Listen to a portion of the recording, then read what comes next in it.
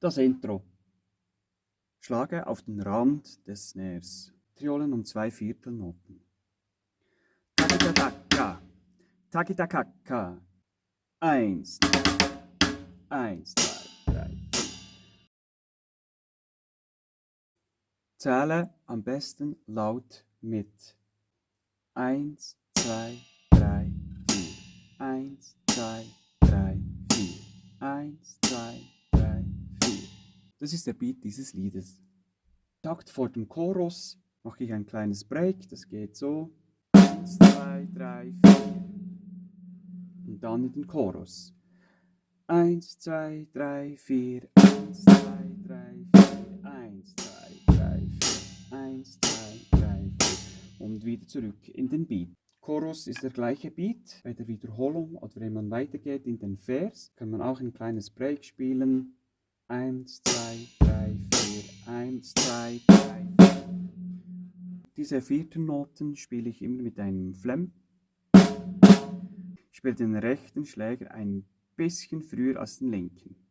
Den rechten auf den Schlag und den linken gleich hinten nach.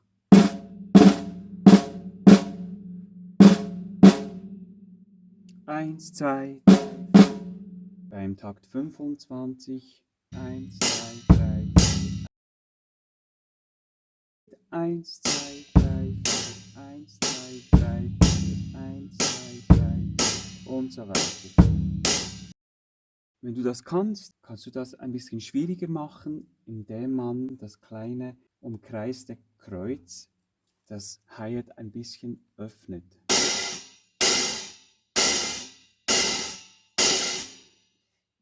Dabei lasse ich das Hi-Hat mit dem Fuß ganz leicht öffnen.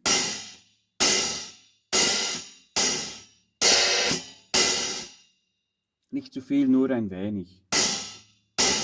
Nur ein bisschen Gewicht wegnehmen, das reicht schon. Im Song klingt es dann so.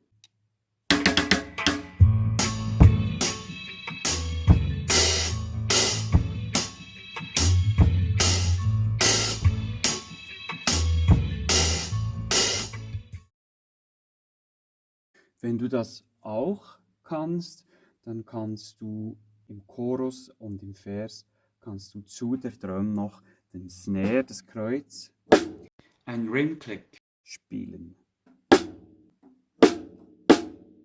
Das klingt dann so.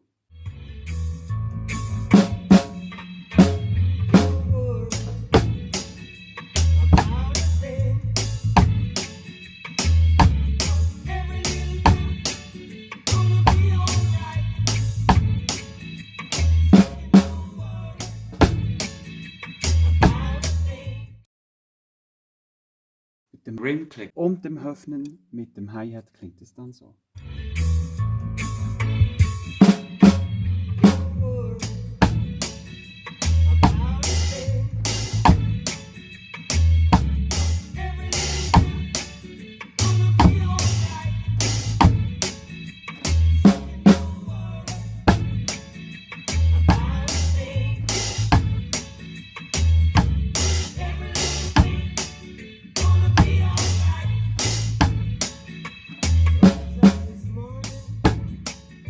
Einen weiteren Break, zum Beispiel wenn man vom Vers zurück in den Chorus kommt.